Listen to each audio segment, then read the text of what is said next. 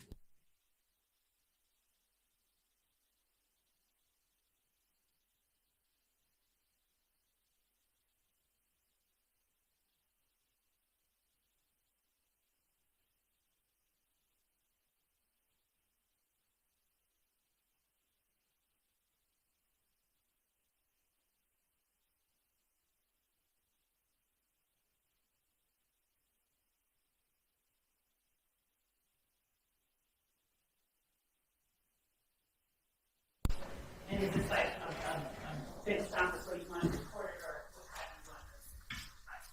Bench conferences are always taken down. Bench No, conferences are never recorded. So this is a bench conference. Well, honestly, it's not, because it's just an evidentiary issue, right? Right. Yes. So yeah, that's fine. Okay.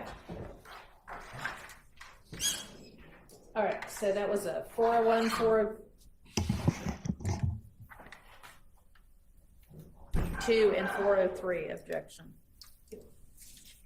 to who the suspect was. Right. That's I believe that was.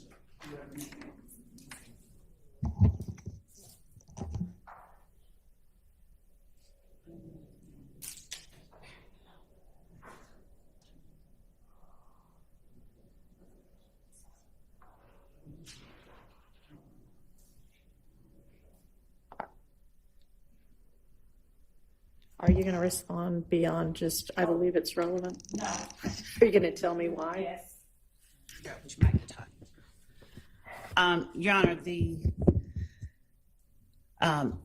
the homicide, I believe one of the homicides that the witness will talk about is a matter that an earlier witness talked about as it related to Rock Crew. I believe that the one that he is going to talk about is going to deal with Quentin Porter and Javaris Crittenton. I believe that this information corroborates information given by other witnesses and allows the jury to determine the credibility of information that they have heard from other witnesses. It's not bolstering because it's his personal knowledge, but to have information about a subject from two unrelated people who are not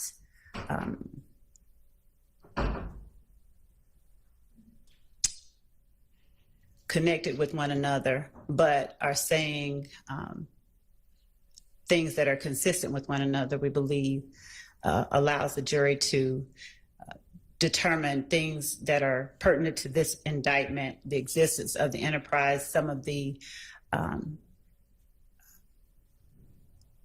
information in the indictment about the start of the enterprise, its beginnings, the kind of crimes that have been committed, and some of the people that they've heard other witnesses talk about. So in as much as I think it was a 401 objection, it's relevant. We're talking about YSL and the beginnings of YSL and the groups from which YSL evolved. The relevant standard is a very low standard, in as much as it's a 402 objection. Any relevant evidence is presumptively admissible, in as much as it's a 403 objection. I'm not sure what, I haven't heard any offer as to how it's substantially more prejudicial. I know I hear a lot about. Is it that I don't prong of it, Mr. Steele, or something else? Every prong of it, Your Honor. Every prong. Well, him saying every prong, Your Honor, any information that tends to prove an allegation in the indictment is going to be prejudicial to a defendant. And Mr. Steele or no one on behalf of the defendant Williams is offering up how it unfairly prejudices Mr. Williams for the state to be able to prove the elements in the indictment, the existence of the gang, the beginnings of the gang as we allege, and the kinds of crimes and activities that the enterprise participates in, and the conspiracy itself. I don't know how it's unfairly prejudicial in such a way.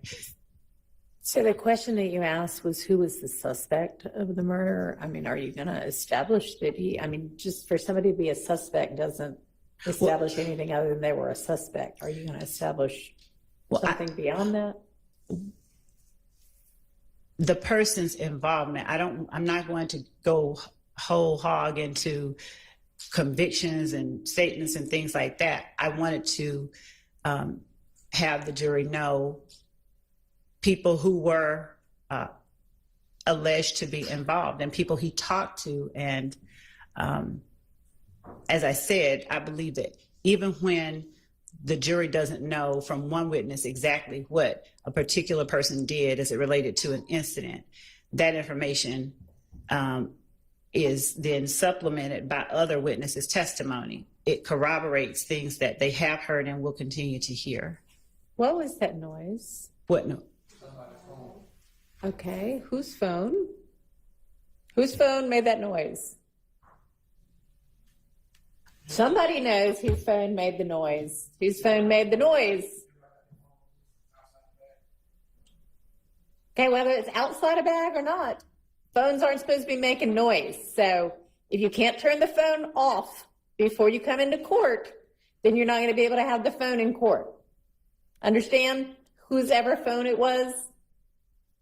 Because that's disruptive, and they all need to be on silent if you are permitted to have one at all because you have a Rule 22. It needs to not make any noise. If it happens again, you won't be permitted to have the phone in here. All right, go ahead, Ms. Love.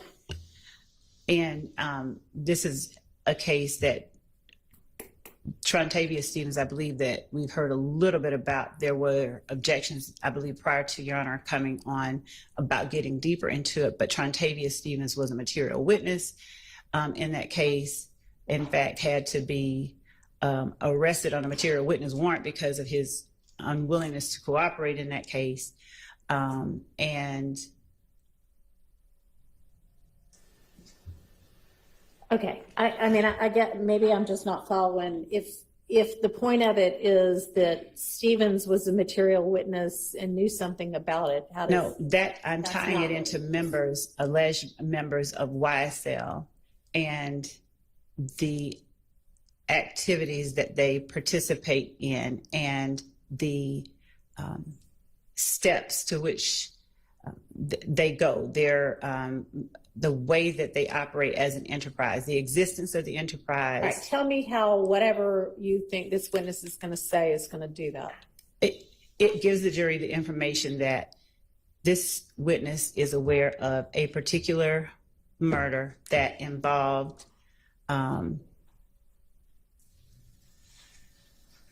Rock Crew, and then later YSL, Quentin Porter and Crittenden?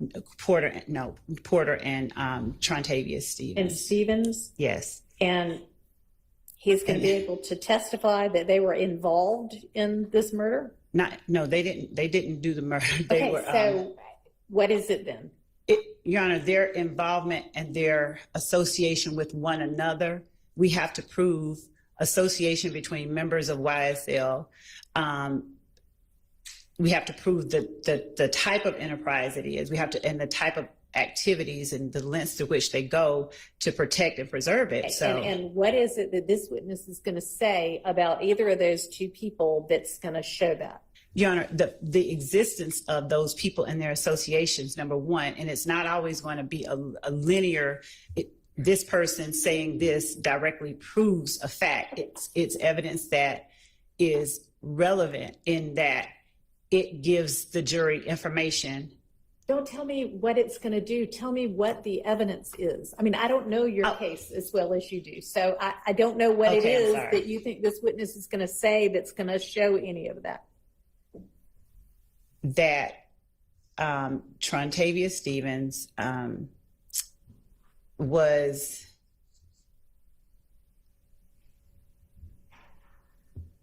what I know happened. So he was believed to have been set up by Big Boo. It was put out that he was set up by Big Boo. There was a break from Big Boo as a result of this particular murder, and that offshoot eventually produced YSL. Now, I don't expect that he's going to say all of that, but it's the connections between Porter and Stevens that I believe are. Okay, and how is this witness going to testify to connections between Porter and Stevens? Based on what his investigation and his involvement in the investigation of the murder. He interviewed. Just going to show that these two people knew each other? No, you're not telling me anything. So to the I mean, I'm trying to follow you, but to the extent that their relationship is one that I'll put this.